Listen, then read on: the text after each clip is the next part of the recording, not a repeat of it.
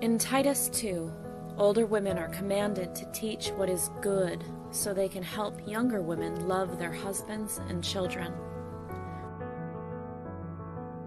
On today's show, you'll hear from older women who will share timeless, relevant biblical wisdom and personal, profound life experiences to help answer your questions and teach what God says is good so you can be the wife and mother you were created to be. Welcome to another episode of Older Women Likewise.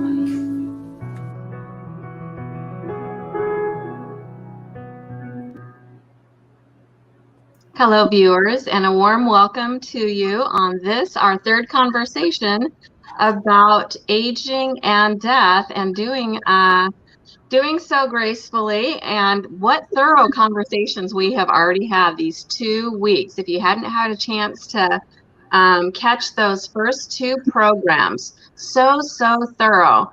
The first week, Ila and many of her friends gathered together and really got into the scriptures and talked about it, aging and death from God's perspective. Great program. I loved watching that and was very thrilled to see how thoroughly and beautifully you ladies covered that. And then last week, another Kathleen Tree came on, a communications professor from Florida College. And that was a tearjerker, lump in my throat, and she really just touched our hearts. And it was just so thorough, and it got into some aspects of the aging process physically. It was very helpful and such. But tonight, we have two more very special guests, Colleen and Dana. Colleen, how are you tonight? I'm doing well. Well. Busy, but how are you? How's everybody doing? Great. Dana, how about you? I'm great. Doing good. Yeah. Doing good. We're freezing here, and the bottom's about to drop out, but we're good. Yes. You are all lit up in the back. I've been doing a ton of, in answer to your question, Colleen, I've been doing a ton of unpacking. These last 2 weeks, we are moving into our home in Wesley Chapel, and we are down to ironing curtains. So I feel like that's a good sign. A lot of stuff is where it belongs, and I'm so looking forward to transitioning back to just kind of a slower pace and time to get back into my regular routines. So that's what's going on in my world. What's going on with you, Ila? Oh, just keeping on. It's been really rainy here today, of course, but other than that, I'm gathering up and getting ready to do my holiday baking next week. We're going to see the kids in Georgia. So. Oh. All right. Well, are there certain things that you bake that are especially anticipated? I always make Christmas mice. I'll have to show you some of those sometime. I make Christmas mice and fruit bars. My mother used to make Christmas fruit bars. They're like a real cakey fruit cake. And my grandmother's crunch cake, I always make that. And my aunt's Neiman Marcus cookies. I think that sounds pretty fancy. much my family thing. So, we're looking forward to. I'm going to do that next week, and we're heading up to be with the kids. So. All right, beautiful.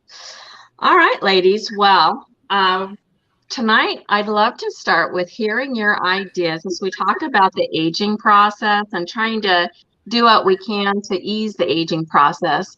Last week, in the first 2 weeks, they really covered spiritually and physically. So I wanted to hear you guys' ideas on easing the aging process. First, let's talk about mentally, and then let's talk about socially. So Dana, would you start us off?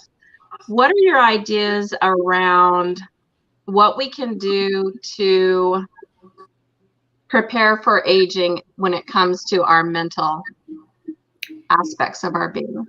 You know, that is something that I think is at least for myself, was a process, and I might still be going through it. Okay. You know, that is something that that I talk to myself a lot. I tell myself a lot of stories in my head. Sometimes they're true, sometimes they're not so true. I hope they're positive stories. Sometimes they are, sometimes they're not. But I think that's something that we have to. I spend a lot of time in prayer on that, and I don't know that I have as much trouble as I did when I turned 50. Oh, I was like, the world had ended because really? half a century. And then when I turned 60, then it really did end, I thought. But as time has gone on, you know, in your head, you still feel young. And I had to spend a lot of time in prayer with God about that and being okay with it. I had, when I turned 42, I was diagnosed with what is now called eosinophilic asthma. We didn't know that's what it was at the time. So I have had this chronic, severe chronic asthma since I was 42. So that's been 25 years now. And that probably has been one of the most difficult things for me because it has so limited what I have been able to do physically. And as ironically, as medicine has improved, the drugs have improved. I now have a much better grasp of it and I'm in better health with my asthma than I was in my 40s and 50s. So, but that has been a big process because I went from blowing and going and doing and healthy and strong to bed fast sometimes for 2 and 3 months at a time and in and out of the hospital. And that was very, very, very difficult. And it was difficult dealing with it for myself. It was difficult for my kids dealing with that. And so I go back to lots of prayer and just seeking help on how I get through this, how I move past that. And of course, aging just brings more and more health problems. And I loved was it the 5 M's that Kathleen talked about last week? And I thought, oh, I can so relate to those because the complexity of all the different aspects of your aging process. You know, and so I think preparing myself mentally, talking to myself and talking a lot to God. Colleen, what are your thoughts on this? Mentally dealing, what can you do to ease the aging process when it comes to your mind? Well, the fundamental question for all of us is, how am I going to serve the Lord until the day I die? What am I going to have for him? Being a Christian, the Christian life requires resources and going and doing and having energy. So I'm loath to give any of that up. So I'm not planning to deteriorate. I'm going to do the best I can to hold on to what I have. Listen to this from a couple of people. Romans 16, 1 through 3. This is Paul, Paul speaking here. He says, I commend to you Phoebe, our sister, who is a servant of the church in Centuria, that you may receive her in the Lord in a manner worthy of the saints and assist her in whatever business she has need of you. For indeed, she has been a helper of many and of myself also.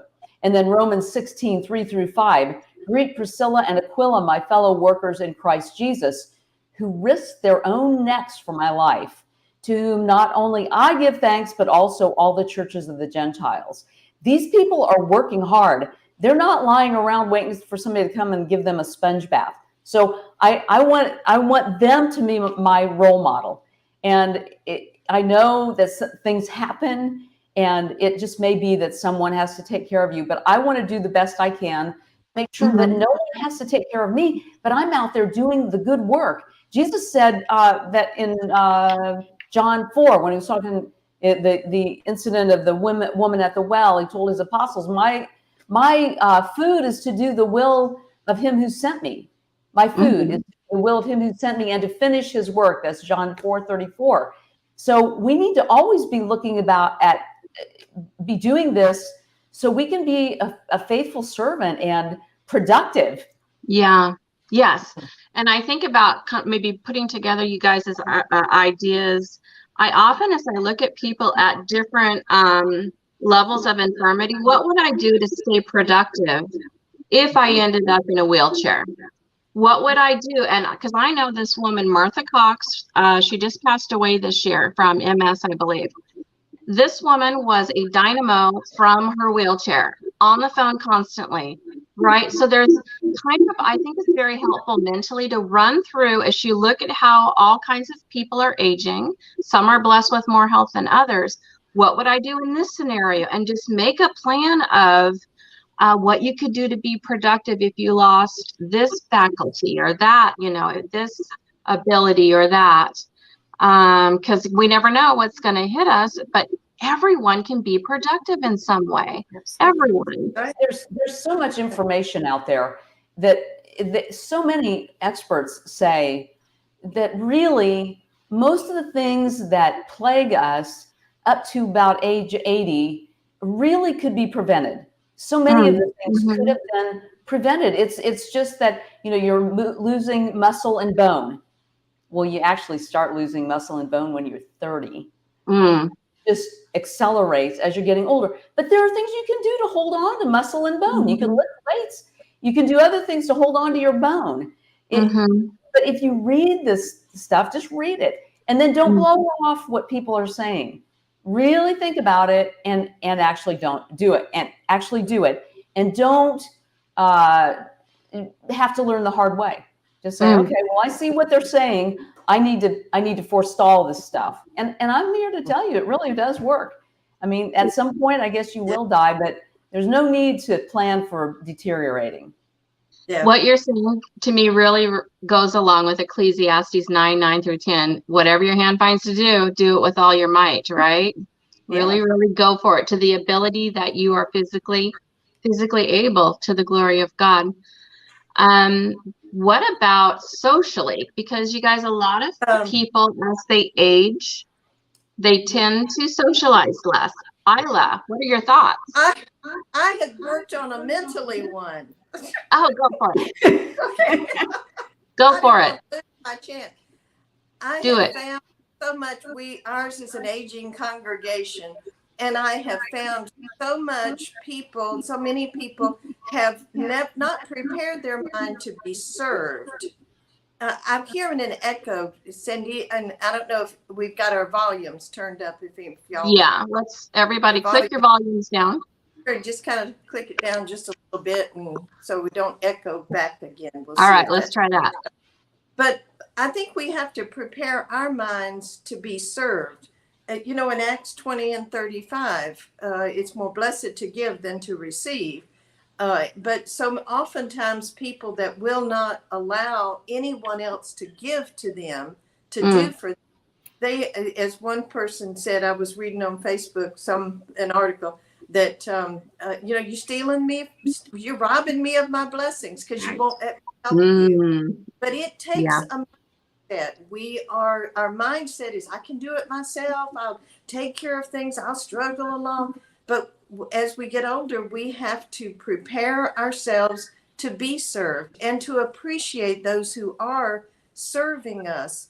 Even if we don't need the service, they're giving us a gift. I mean, after all, if they handed us a gift, would we say, I don't want that? We would say thank you. So I just think, to me, that's a mental thing. And it gives you peace of mind instead of constantly pushing against someone who's trying to do something nice to assist you or to help you out in some way. I think are these people, are they really suffering, or are they right? I mean, do they really not need help? In a sense, they can do it themselves, but in another sense, they are rebuffing those younger people who are trying to be helpful. That's the way I look at it. There was a lady who said to me, this guy, at the bank or whatever, he always rushes up. Let me open the door for you. I can open the door for myself. And I said, well, that's true. But he's giving you a gift, and think how it makes him feel good. He's helped you, when you don't need the help, but you accept the gift graciously. And there are times that we need the help. And if we get to a point where we need the help but refuse, and I've seen people who really need it and refuse it, and their health and their life suffers because of it. And in the greater, the social, the mentally and the physically all ties together, it does affect our service to the Lord, because we are so busy doing the little physical tasks that somebody wants to help us with, that we aren't able to minister to them spiritually. We just miss an opportunity. But I think we have to accept the aging, that our bodies are little by little. We fight against it, but we have to accept it. I read something that this is God's way of weaning us off of this world. And I thought that's so true, that as we age, to me, it's God helping us to be ready to move on. So, but I think Colleen, that to your point, you can't give up and just sit with folded hands. But if you don't accept some help, you can really injure yourself. I've seen people fall because they won't take somebody's hand.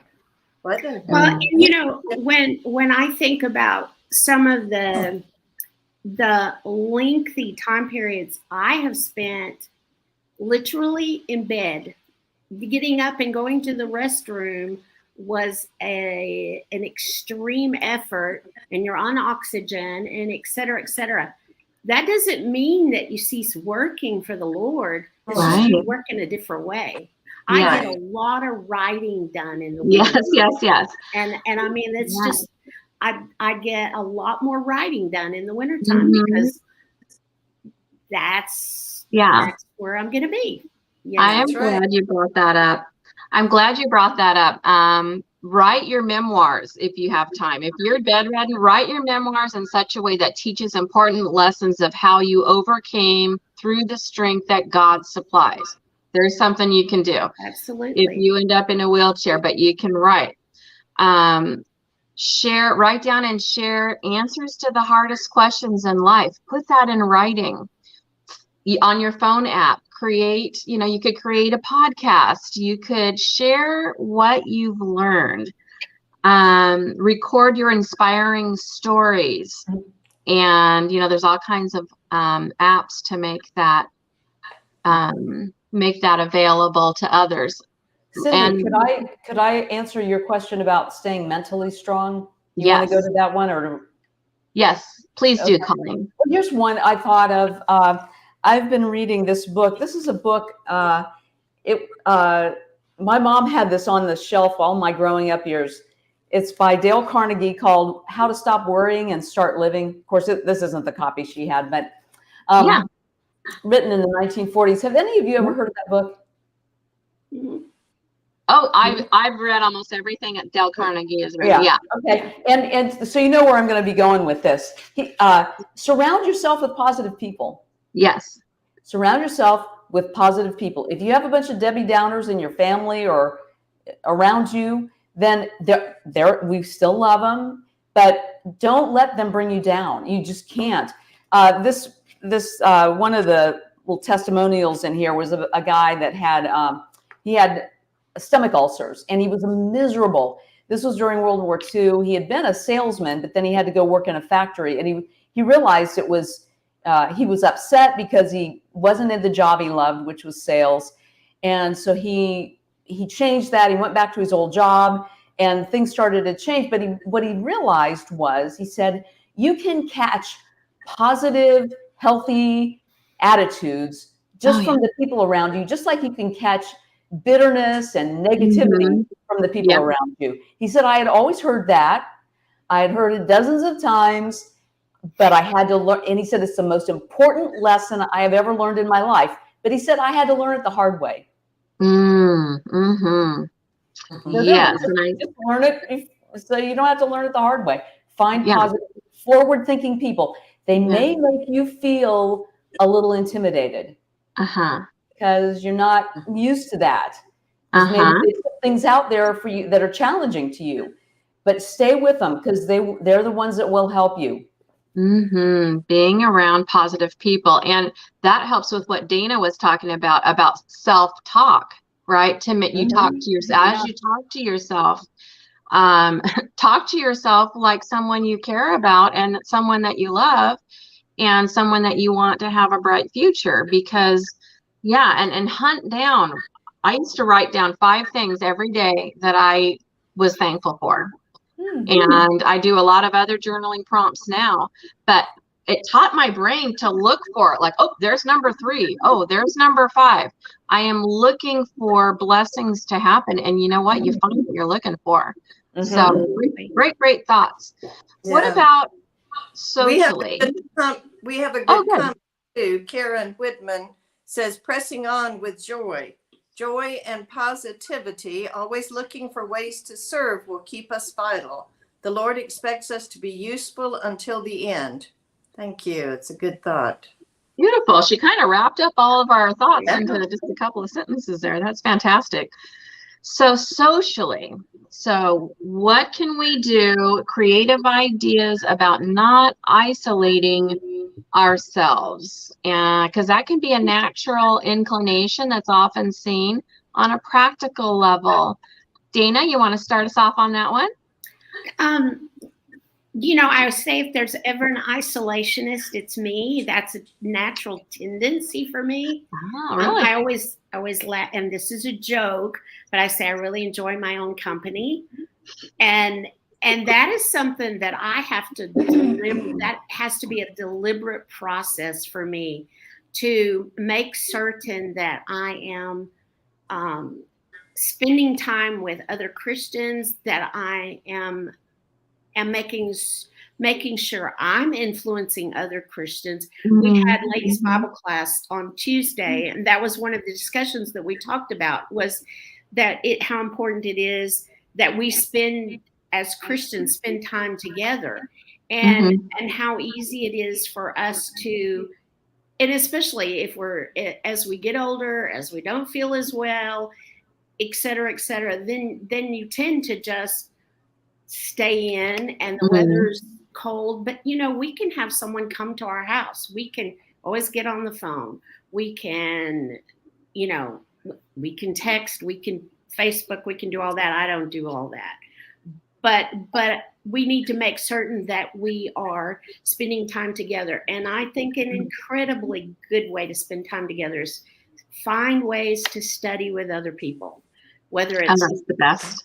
Whether it's things just like this, whether it's ladies' Bible classes, whether it's one-on-one study, but find someone to spend time with in God's Word. That has to be one of the best ways that we can keep ourselves alive and fresh and in the service of God.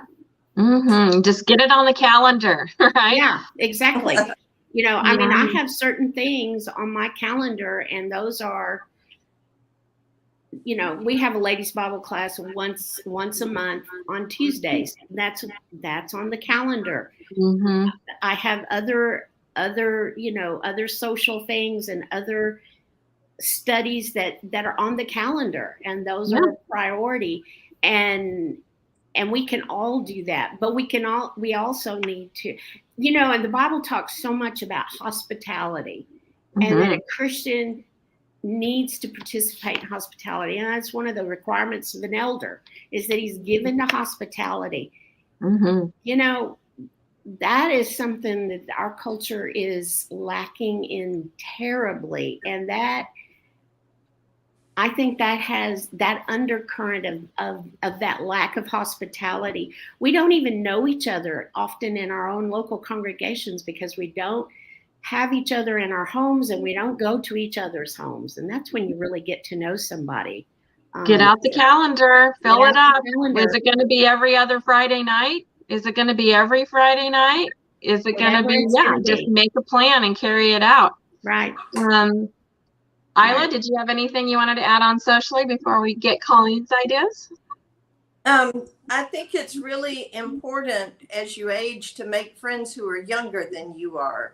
If all your friends are and older, as they begin to die, and again, I've known people, all my friends are dead. But if you make friends, whether hopefully in the congregation, but if not that, in your community and in the larger Lord's church, I mean, there are always people you can connect with. That was one of the things that I think really helps a person to ease that aging, because you get younger in mind, I think, because new ideas. And I hadn't thought about that. I love that. What do you think, Colleen? You always have good practical ideas on this, making sure that we age, we ease the aging process when it comes to our social lives. Well, the experts tell us that we should have friends, and then they'll say, count up all your friends, and then they promptly say, oh, well, it can't be family members. Have you ever read things like that? I'm going to discount the family members, and I wouldn't go that far, because I've got some great family members, and they are smart people, and they're really good confidants.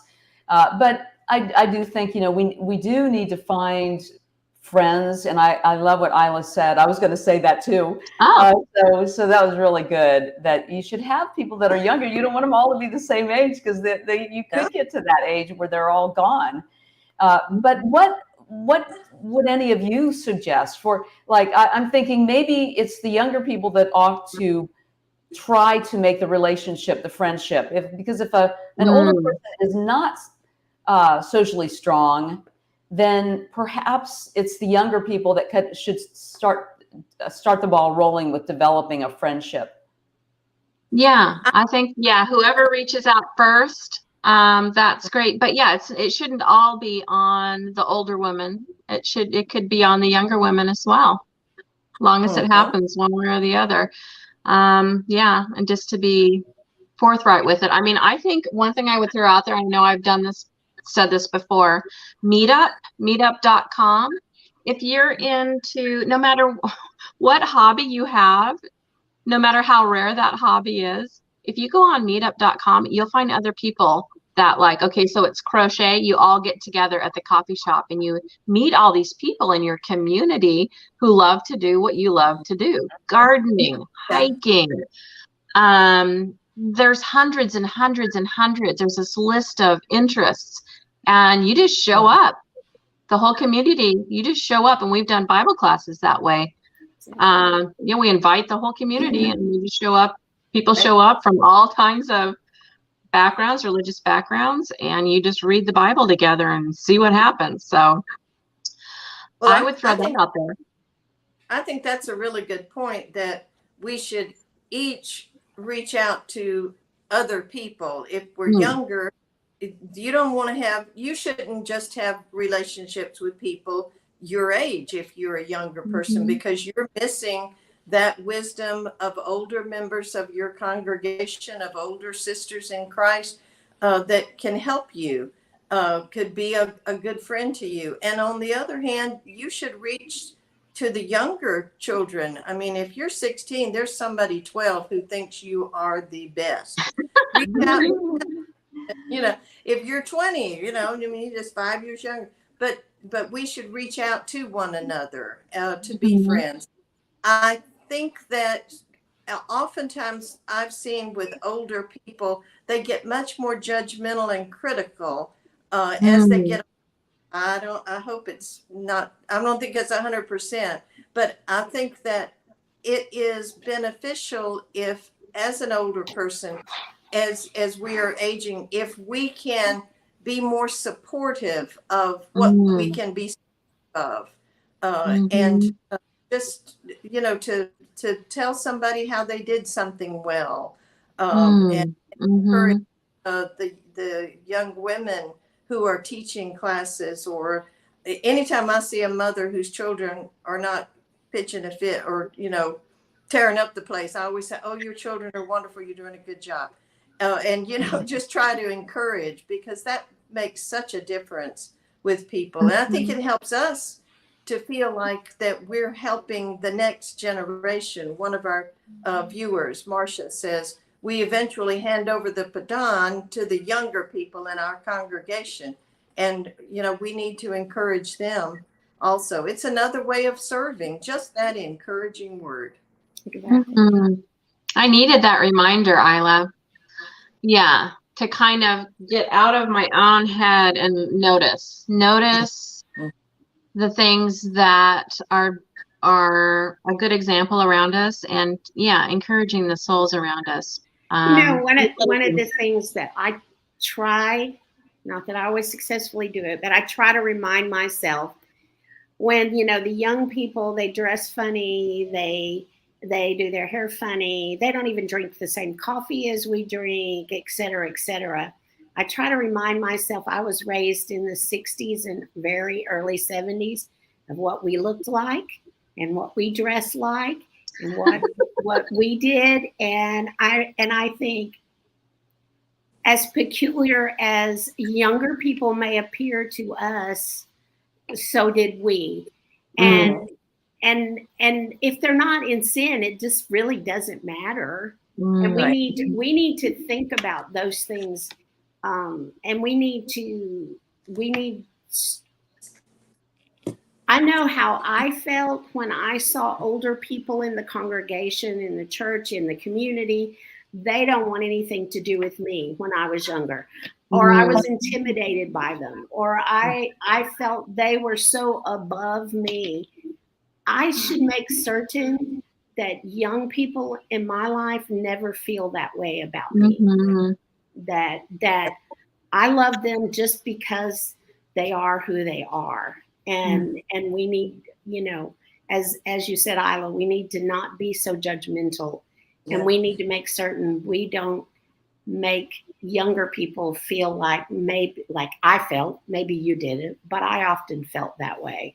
My friend Janice McDonald she chooses certain college students, and I think it'd be good to look at your congregation who needs to spend some time with a godly influence. And so once a month, she has it on her calendar that we do breakfast every, first Saturday of the month. So it's just like an expected thing. And she's got 2 or 3 that she mentors like that. Colleen, did you have a comment? We have a comment written down here. Karen, again, which we appreciate your participation in the program tonight. She says, don't dwell on the negative, whether it's health or loneliness or politics. Everyone, no matter what their age, has negatives. And that is so true as you age. It seems like you can really add up the negatives, but don't be a Debbie Downer. Karen goes on. Be a listener and an encourager. Others are attracted to a good listener with an uplifting attitude of encouragement.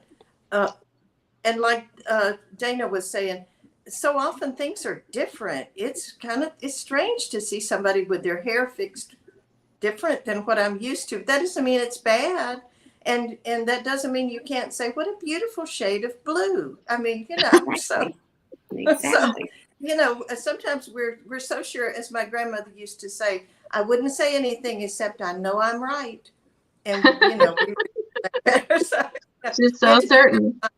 Not have that attitude. So. No. All right. So my next question for you ladies kind of gets more on a personal level. So we're going to rapid fire these, but what are some things that you hope to accomplish before you pass from this life to the next? In other words, these kind of bigger ways that you want to excel still more for the Lord. Colleen, what were your responses to this question?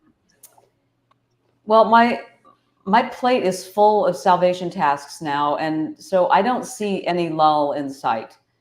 And I hope to always have a backlog of tasks until the end of my life. And like I was saying about Jesus, his attitude was that serving the Father was like eating. That was gratifying to him, like eating. So I plan to use that as my standard. I don't know. I can't really, that's probably not what you were looking for, but I really didn't have anything special to add. I'm like up to here in things to Got do. it. What kinds of things, Colleen, are you doing presently then? Because I know you do a lot of public speaking out in a lot of workshops and things like that. Could you run past us some of the things I'm asking just as an inspiration to the ladies that are kind of in our age range? Mm-hmm. Yes. For years and years, there were just not really many opportunities for women to speak. Just here, a little here, there, and not really much. Now, there are so many opportunities like this one. Yeah. And there are lots of meetings of women, and you can really, it's really gratifying to see the women run these. They manage them. They're can-do kind of people. I love it. So I've been doing these, and I tell people, especially people that are younger, but everybody, get yourself ready. Don't say, oh, well, I could never do that. Because now there are opportunities. So just get going, get yourself ready so that when it's time, when somebody needs you, then you're ready to go. I teach kids Bible class. If you have not done that, or you feel a little uncomfortable about starting that, there are ways to ease into that. And that's the perfect way to fulfill the Great Commission. You're teaching, you're taking the gospel to people who have not obeyed the gospel yet. Absolutely. And if you aren't ready to maybe jump right in and be the teacher, you can ask to be an assistant. Maybe that's a possibility. I'll make copies for you. Can I just sit in on class and kind of watch, see how it works, and then ease yourself into it? I produce training materials for the class. So that might be something that you could do. If you're an artist or you're creative, you can make up a game or something. I'm sure people would be happy for that. So those are things that just keep me covered up constantly. I've seen women that, Colleen, have taken the material that they've prepared locally and are making it available on a grander scale. So if you have put together Bible materials for any age level, fine tune it, go through it again, and see if it's something that would be beneficial that really should be available to more people. Call One Stone Publishing. You can tell Andy Alexander that I sent you. But if you've written women's class materials, fine tune it, edit it, and get it out there where it's going to help the most amount of people, for sure. Anyone else want to add anything to this? What you're hoping to accomplish before you pass from this life on a higher level to the glory of God? I think just as Colleen said, just keeping on and keeping on. I'm blessed to be able to do several Zoom classes as well as this. And Colleen, when I was principal of a school, they'd send us something from the central office. You have to do so and so, and the teachers would say, we can't do that. And I said, of course we can't do that. We're not ready to do that, but we can do this. We can do this part, this part. And on your point, Colleen, I can't teach a class. Well, no, but you could help with the material. You could sit in. You could talk to one child. You could practice. And do what you can do. Don't feel like because you can't do the whole big thing that you can't do anything. I am, I don't know what else that I want to do when my life ends. I just don't want when they speak about me, oh, we're so sorry that she's gone. She always came to every service. I want it to be, that's a good thing if that's all that, that the Lord has blessed you to be able to do. But I feel like the Lord has blessed me to be able to do more. And I just want to, what do they say, rust out instead of wear out. So, Amen. I would encourage everybody, every woman in the Lord's service, find the next thing you can do. Bring value to your relationships, bring value to your congregation. If you're not, you should be thinking not, oh, I'm so wonderful, everybody. That's not what I mean, but bring some value to it. What do you bring? Are you the one who speaks to the people who come in and sit down and don't reach out to others? Are you the one that goes and reaches out to them?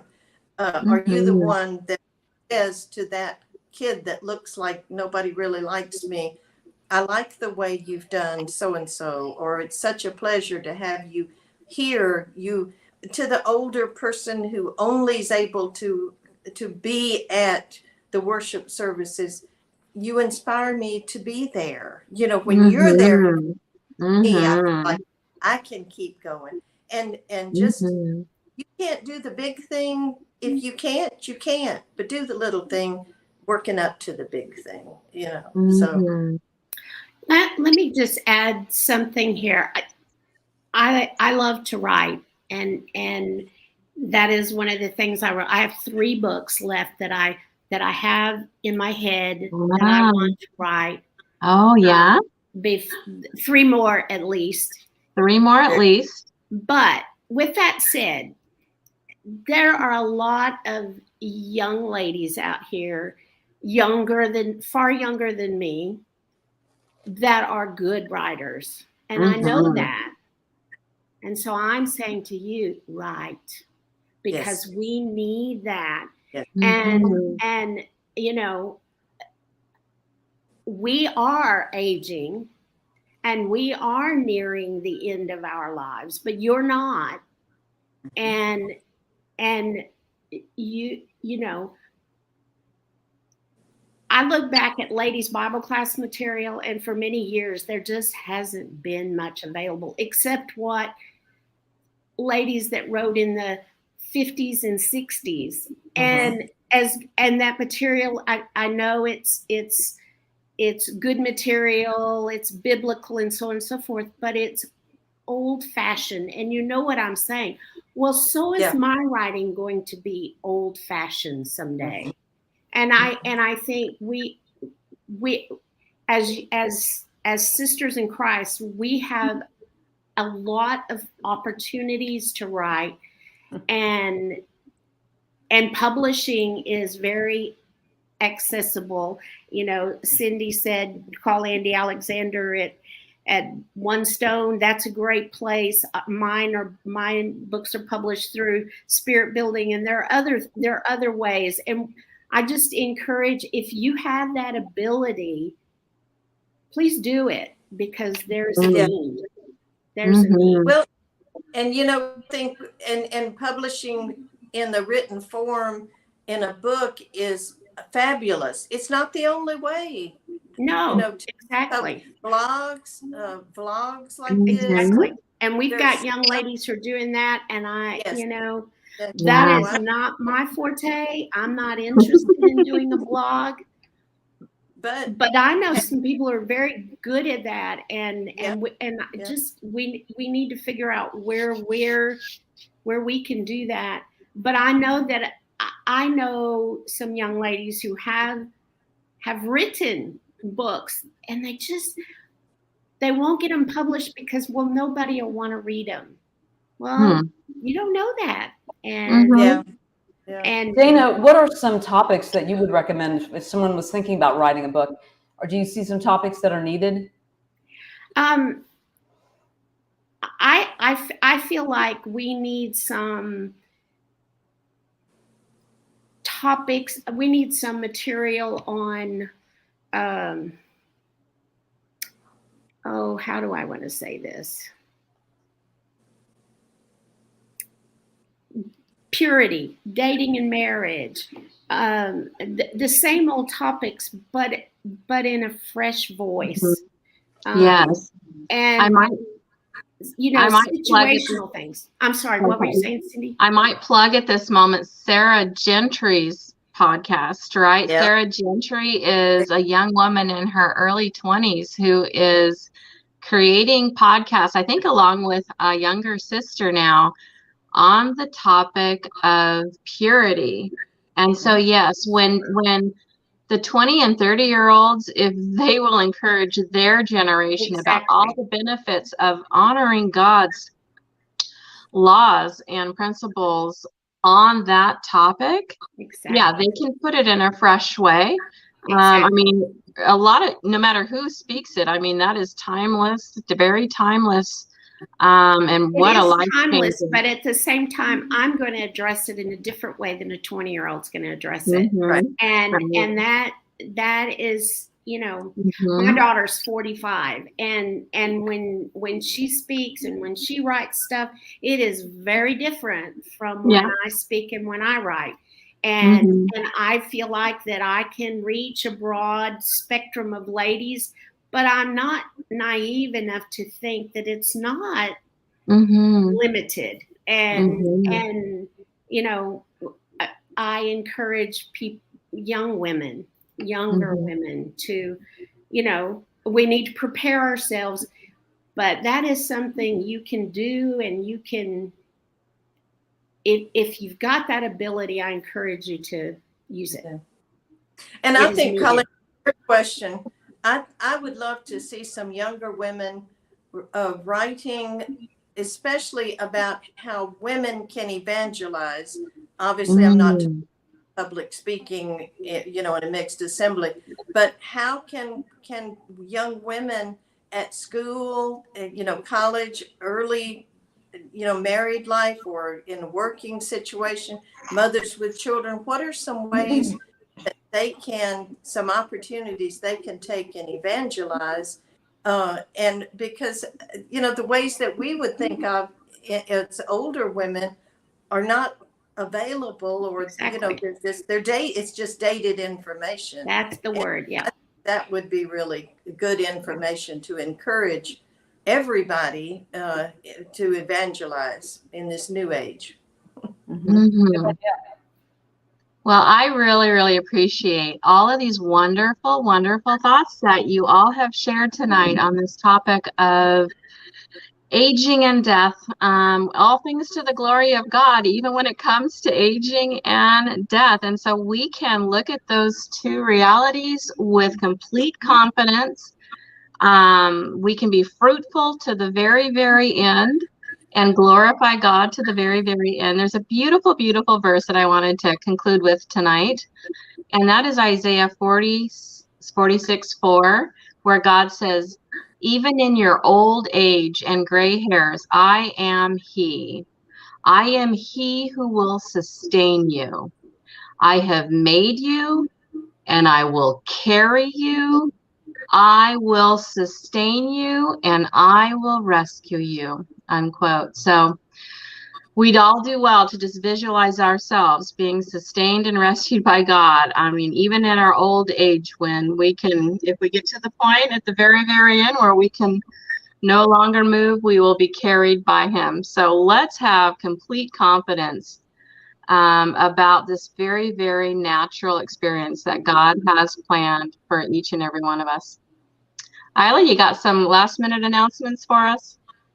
Next week, you and I are going to be talking about gifts, and not physical gifts specifically, but some gifts that we're excited about or have been happy with, that we feel like the Lord has given us, that we can give to others.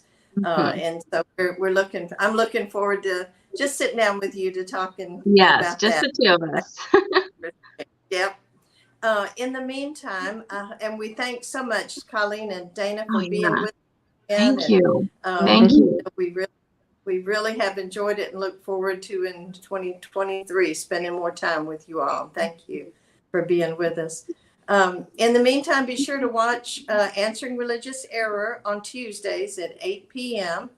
And Wednesdays at noon, Bible questions and answered for you. Be sure to tune into that program. And then each day, Monday through Friday, to the Daily Answer podcast. We encourage you to do all of those things so that you can continue studying God's Word and getting stronger and just more righteous in His sight. And we appreciate so much all of you being with us this evening, and we will say good night. Good night. Bye.